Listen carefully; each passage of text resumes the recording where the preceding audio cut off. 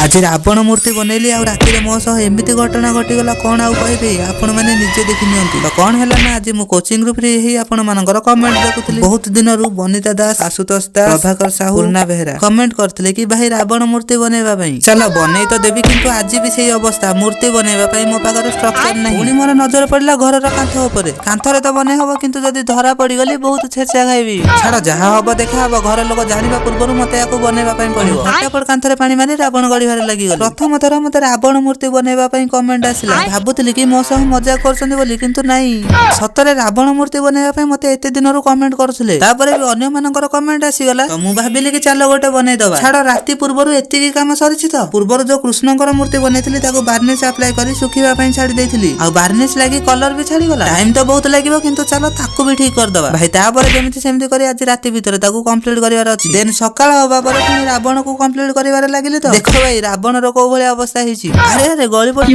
तथापि तापरे काम करि चलिले। रावण रो मुह को कंप्लीट करी पुनी दशननर 10 मुंड बनेबारे लागि गली। आ गोटी गोटी करी सब मुंड को रावण रो लगेला परे रावण किछि एमिति देखा जाउछि। तथापि मते भलो लागिला नहीं। पुनी कलर आनी आउ टिके डिटेलिंग करिबारे लागि गली। हां एबे हेइ गला रावण कंप्लीट, किंतु मुंड गुडा को जे जुआडे सब देखुछन।